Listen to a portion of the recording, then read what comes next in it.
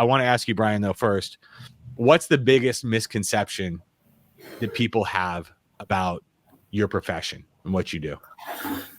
That's a great question. Well, I think the reality television shows that show realtors driving around in Bentleys and Mercedes, toasting champagne and enjoying every weekend on a yacht has definitely been a troublesome component or educational piece to the public about what we do, because it's a lot more work, I think, than people realize. And if you're good at it, the level of skill you have for negotiations and knowing the market, being a local economist, I like to call it pricing property, and being able to help people move through and accomplish their goals is something that requires some strategy and some market knowledge. So I think that's a misconception, that real estate's easy, that we have all the time in the world and control over our own schedule. And it's really pretty much the opposite, I would say. Control over your own schedule means you work endlessly.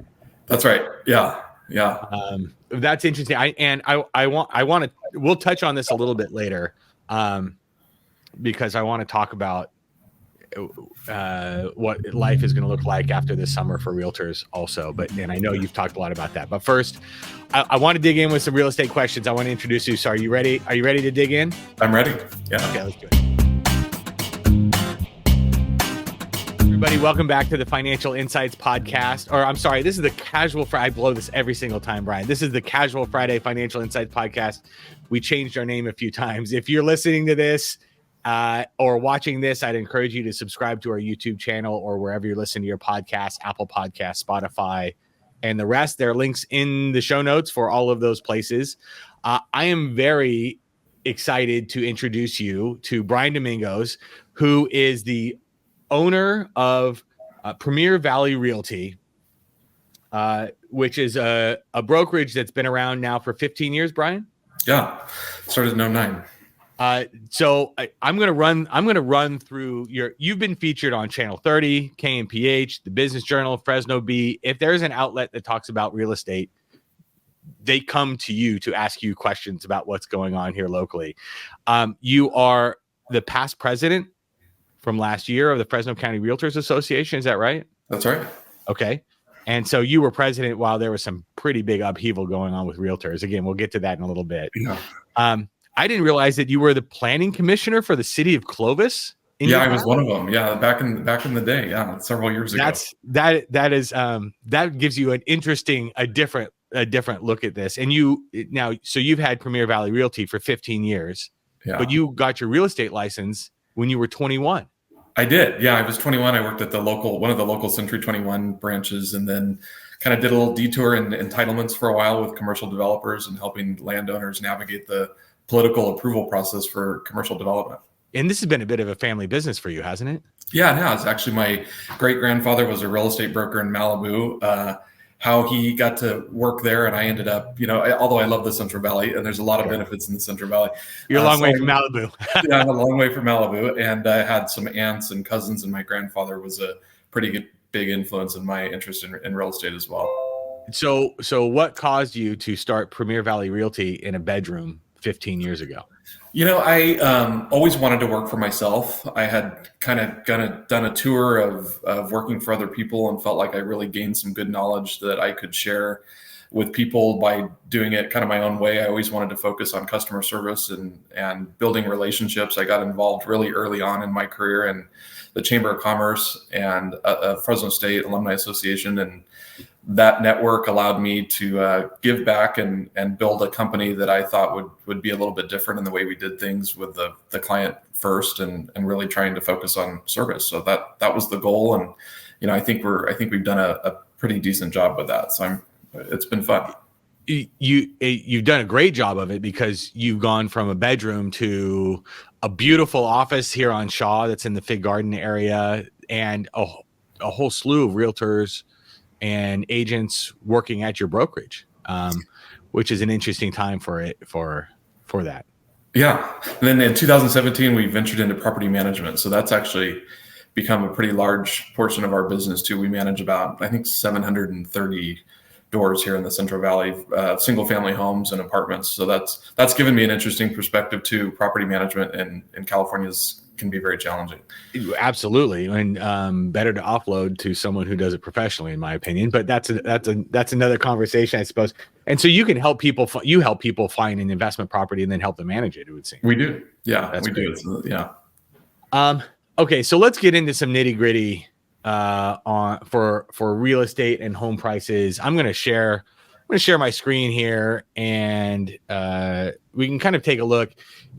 We talked about some of these charts. There have been some headlines here lately, and it's interesting. I find residential real estate interesting because it's, we talk markets here, and for what we do at Ford Financial Group, we're talking about capital markets, right? We're stock market, bond market, treasury markets, whatever.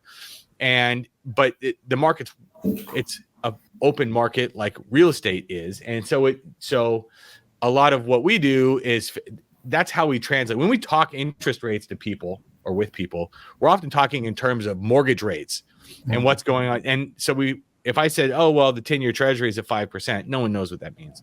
But if I say, oh, well, mortgages are north of 7%, yes, there's some context. Right. And so it's been all over the headlines. This is the Wall Street Journal article from 2 days ago.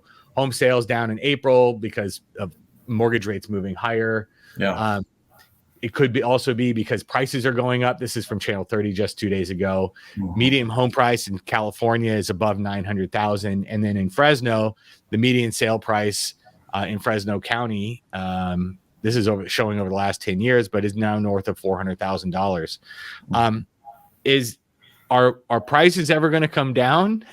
Are we just destined to always go up? Well, it's funny. We're overdue for them to come down. If we're looking, to your point, looking at markets and cycles and stuff, we've been in an upward trend with some very small blips along the way. But, the trajectory's been up for a really long time. And so if you would have asked us 5-6 years ago, when is it going to end? I would have thought sooner than later. And then every year we hit a new record. And to your point on the Channel 30 headline, California just hit an all-time high of $900,000 for the median home price in California. And that's just incredible. That's unbelievable. Is it, do you think this is, we can get into economics 101. Is this supply and demand in its truest form? It is.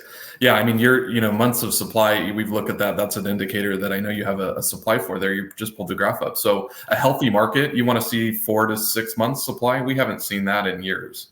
So we're it doesn't look like we've seen that in a decade almost. So that supply and demand definitely. So we're under 2 months supply.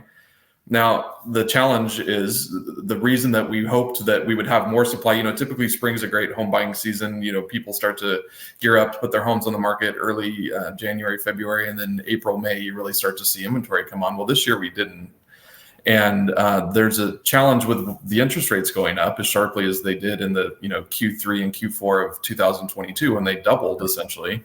Yep. You've got a significant amount of homeowners who are locked in. It's called the locked in effect. And golden handcuffs. Yeah. You're seeing the 83% of people have a mortgage less than 5%.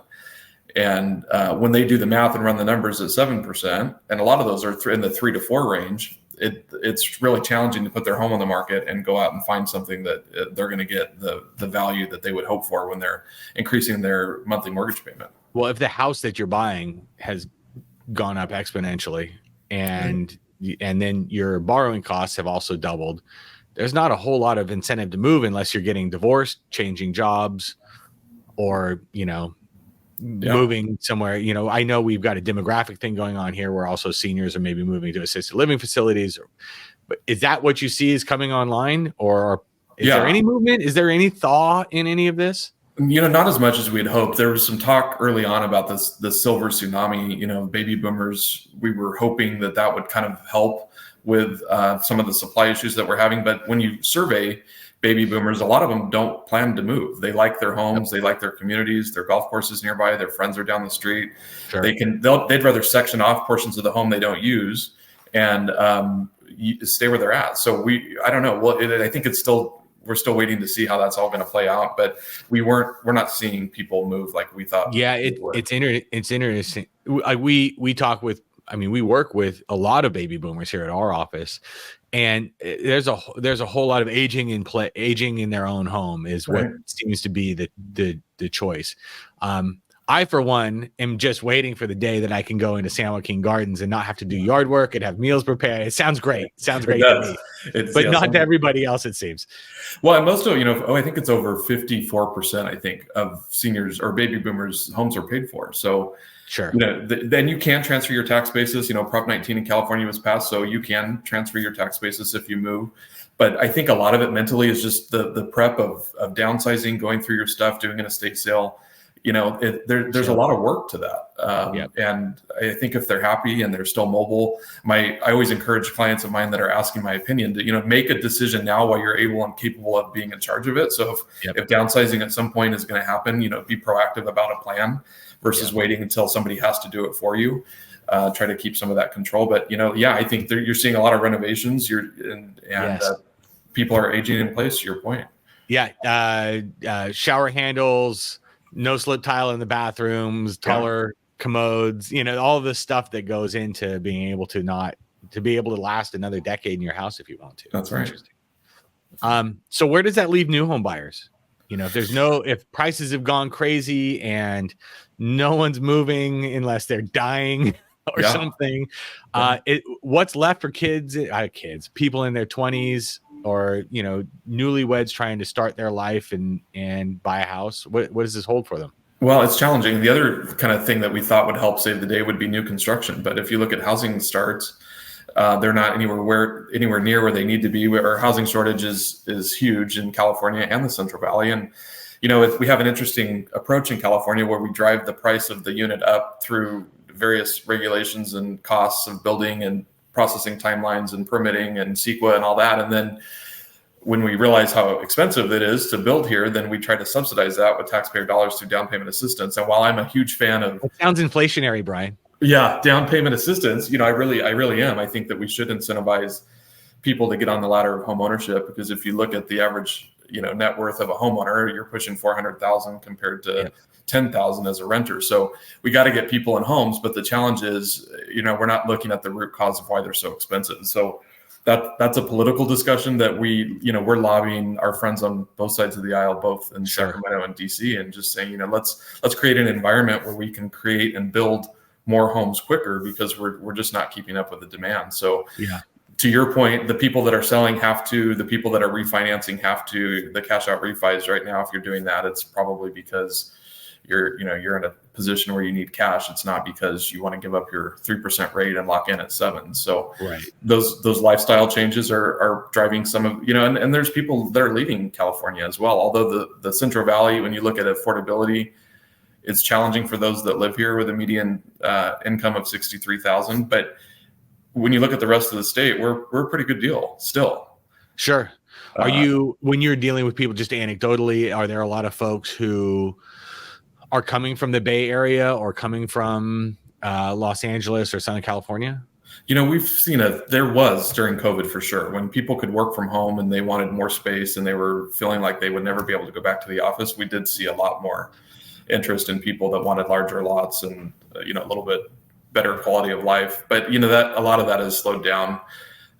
The reload business that I see here coming in is we see I do a lot of doctor tours, or local healthcare providers who are recruiting doctors to the area, which is always great and something that we need. And I love that part of my job, because the people that I get to tour around Fresno and Clovis are just in awe of what we have here. If they didn't grow up here, maybe they might have Googled and read a couple headlines, and then they get here and they go, oh my gosh, this is actually way better than we could have ever imagined. Yeah, it's interesting. That makes you like a Fresno ambassador almost for everybody coming in.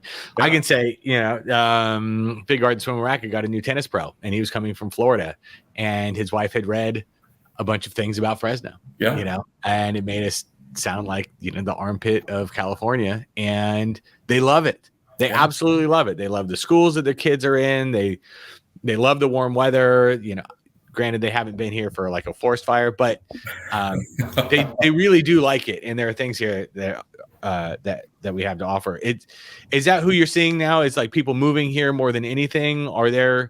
What's your typical buyer and who's your typical seller these days? There's a lot of move up buyers. A lot of my clients are really people that are relocating within the same county. They just have their needs have changed. Their family's grown.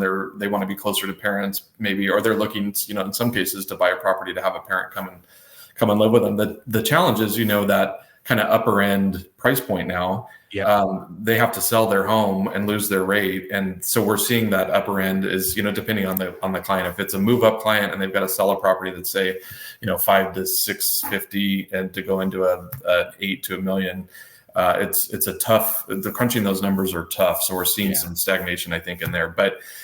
You can't really apply generalities across the board because there's some neighborhoods like ours in Old Fig that are very desirable. There's no inventory.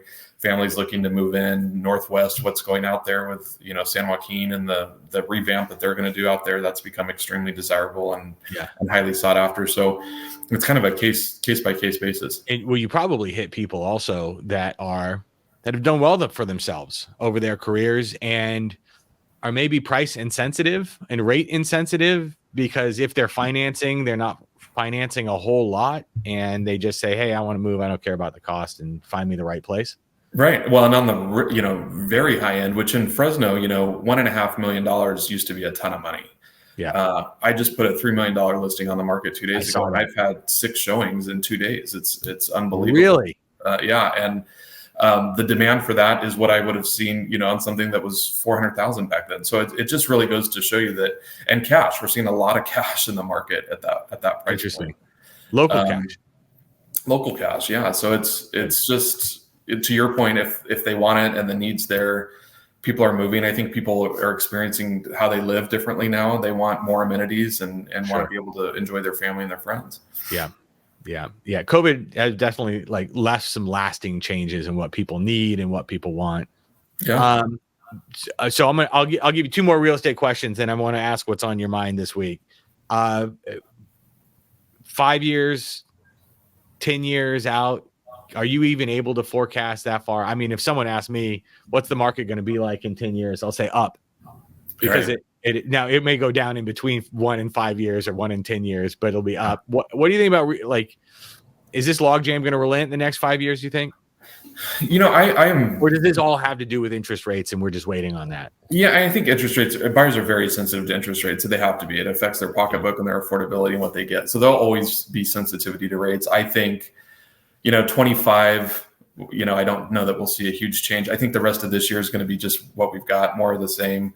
26 and beyond, if we could get down to the mid to low fives, I think that's a great rate historically, if you look at it. Absolutely. What we're at now is not that bad. The challenge is the prices are higher than they've ever been. So that's the challenge. But I think real estate's always been a great investment. Well, we also have bad habits not bad habits, but you have this built-in expectation among buyers where we've had, the Fed fund rate has been 0 for a decade and a half. Yeah. Right. And so there's an entire generation of people who don't even know what, they're paying 5% on a car loan. What are you talking about? That's supposed to be 0.5%. That's right. So it's kind of changing attitudes. I'll say on our end, and certainly in markets, investors have started to settle into the idea of a treasury rate of 4.5%. And that's just what it's going to be for a while. Rates may not go up anymore, but they'll come down slightly, but we're not going back to where we were before. And the sooner we kind of accept that idea, that's where, markets are moving up despite, pesky inflation and things. Well, when the rates went up, there was a thing that saying in real estate, marry the house, date the rate. And you're not hearing that anymore because now that's a much longer date than people really wanted. So those, sometimes you have to be careful of those little things that we say. Yeah, well, it's waiting for rates to come down. It's been interesting because first time home buyers, I've heard from some, they're saying, oh, this was 2 years ago. Rates are high. I'm just going to wait a year and wait for rates to come down. And these people are still on the sideline waiting. And some have just said, I'm just going to take the plunge. I don't like the rate, but I'll refinance later, God willing. But they just do it. But the ones that were waiting for rates to come down are waiting forever. Right. Well, the one thing that I will say, best time to buy a house 5 years ago, second best time is today. And I believe that. That might mean you have to give up a little bit of the criteria that you have as a first time home buyer. I didn't have my perfect home. You probably didn't either within your first house. My first home? No. Yeah. My first home was a hollowed out foreclosure. Exactly. So was mine. And, I barely had the money to move into it. And since then, the equity that I've had, it's more than doubled in value. I still have it as a rental, and it's been good for you. Part of my, I traded up, but I got it for a song. And, but that was February 2009. where the market literally bottomed the stock market literally bottomed in February 2009. And it wasn't because I could tell the future. It was just like, I'd saved, I plugged my nose, I made it happen. And thank God, it did, because otherwise quite literally our home has not dictated, but driven a lot of what we're able to do and the financial decisions we make as a family. Absolutely.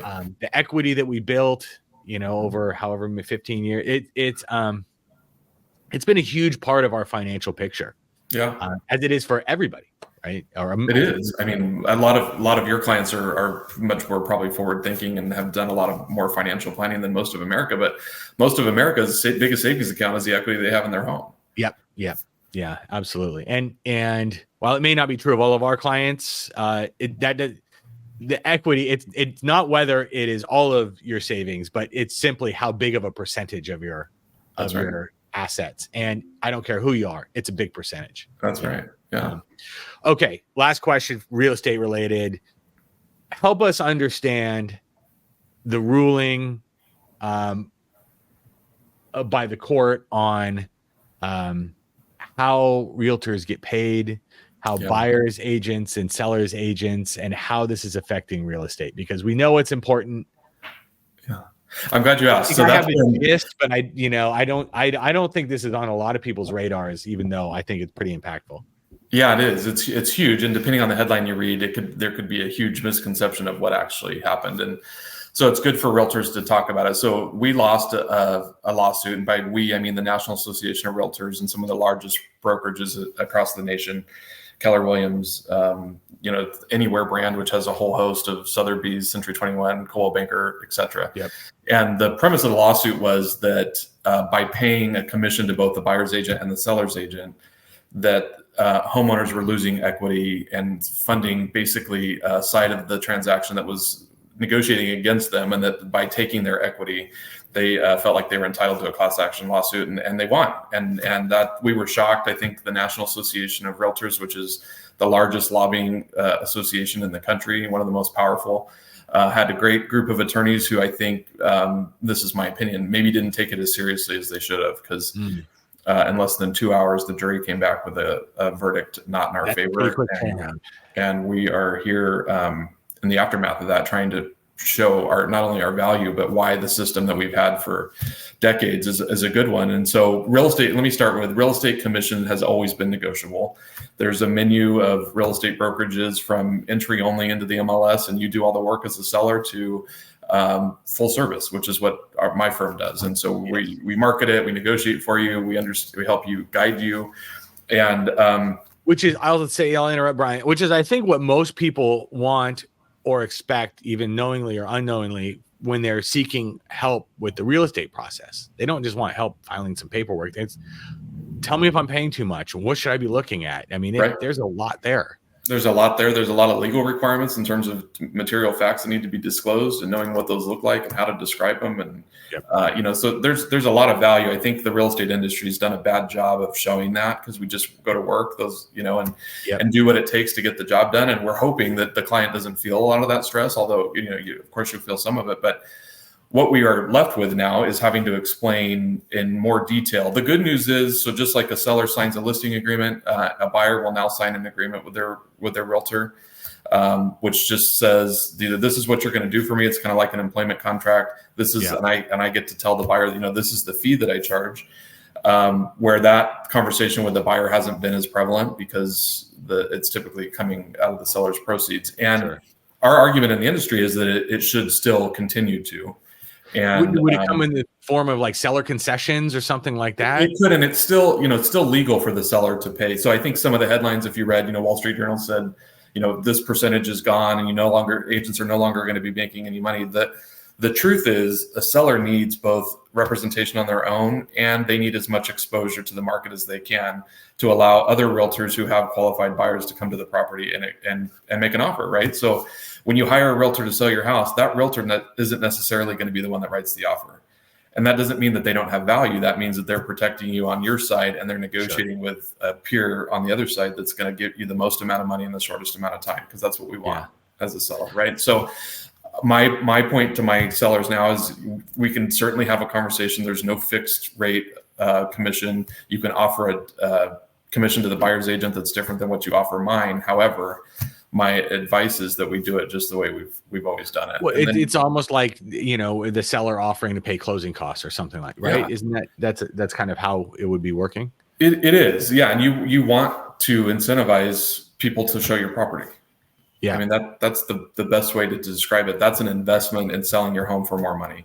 Now, and for buyers, like I'm thinking, first time home buyers, how can they afford, how are they going to find somebody to work with them and help them? Because you're never more in the dark than you are as a first time home buyer. I mean, the only thing I can think of is, walking around to model homes and buying new construction, I guess. It's right. Price. No, exactly. That's a good point. And so a large portion of the buyer pool is going to be underrepresented or unrepresented because they can't afford to. And this, the premise of this was to help the public. I was going to say, that doesn't sound like it's good for consumers. It's not good for consumers. And we've got the largest financial transaction of your entire life. And we're trying to set up a structure to where you're responsible for paying for that solely on your own. And so I think, when the dust settles, I'm hopeful sellers will continue to see the value in paying both sides. Yeah. And it gives us an opportunity to have conversations we should have been having all along about what our value is and what you get for what we charge, and having that menu laid out. And in capital markets, I mean, this is how it works. It finds efficiency whether you like it or not. And so it also seems to me, there are a lot of realtors. Or maybe not realtors, but also real estate agents. People who are doing side gigs, or one spouse worked, but one spouse kind of nominally showed their friends open houses or whatever it is. I imagine that tier of realtor and real estate agent is probably going to start to fade. Would you say? Oh, absolutely. Yeah. And we've had these conversations for so long. The barrier to entry to get into real estate is too low, really. Mm-hmm. The questions consumers should ask realtors should really be able to gauge their experience and what they're going to get by working with that person. Because just like every industry, there's a variation in service, knowledge, experience, all that, and we've got to weed some of that out and let the pros that do this day in and day out continue to do a good job for clients. It's one of those things where the high caliber people do even better despite this, and then the low caliber people maybe find something else to do. Yeah, no, I think you're right. Yeah. Okay, let's finish this up. What's on your mind this week? What is it? Kids stuff? Family stuff? Is it work stuff? Are you reading something good? Listening to a good podcast? I did listen to a podcast. Is it Robin Sharma? I think I don't quote me on the name, but it's a podcast about investing in all the things that don't cost money. Like, have you ever heard the good things are free? Something like that. I will have to add this to the list. Get you the title. Ed Milet, who has a podcast, he interviewed him, and it helps kind of formulate your time, energy, and efforts around things that are more important than just building more financial wealth. Not that that's a bad thing, obviously, speaking to a financial planner, but investing in some of the things that also pay important dividends, like your investments in your relationship, your health. I've started working out lately and doing cycle bar, and so I've been thinking more about how to have more than one metric in how I look at my success and my health. Yeah, ROI is not just something on a spreadsheet. That's right. Absolutely, I like that. I've got two things on my mind. We're headed into Memorial Day weekend, which is a sports week, and I'm going to be watching a lot of sports, and specifically a lot of French Open tennis. But what was recommended to me this week and is on my list, and I want to start to plow through it this weekend, is a show called Manhunt on Apple TV. This kind of feeds in. I told you we were going to Washington, D.C. later this year. It is a show about the pursuit of John Wilkes Booth after he shot Lincoln. Oh, interesting. I hear it's great. I hear it's really, really good. It's on Apple TV Plus, and there's some okay shows on there, but the production values are usually pretty high. So at home for my wife and I on our to-do watch list is Manhunt on. I'll report back to you and let you. Yeah, I'll have to put that on the list. 6 hours of your time. Yeah, let me know if it's worth it. The thing I just watched. I was late to the party, but OJ Made in America. I've seen it scroll across, but I haven't clicked on it yet. Boy, how do I put this? it's a really sober look Is at it? race in this country, and particularly in the 90s. I mean, it is not it's not feel good at all. Yeah. And it's more than just the trial and the murders in the trial that we all remember. And this came out years ago. I just never got around to it. And I watched it, and it's worth your time, but you're not going to feel good about yourself or society or anything after watching it. So I don't know if you consider that an endorsement or not, but well, I mean, our history is important, right? And understanding some of those tough conversations. Yeah.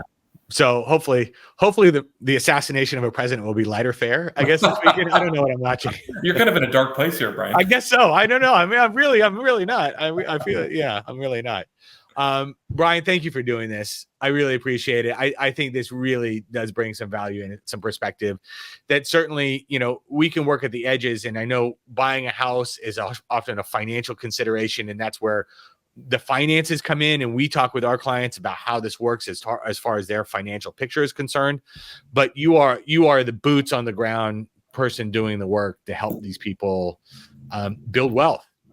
And I know how busy you are. You have not just your brokerage, but also the management company, also the pool company, and God knows there are probably 3 other businesses that you've started in the last month that you haven't even told me about. So, it's a sickness.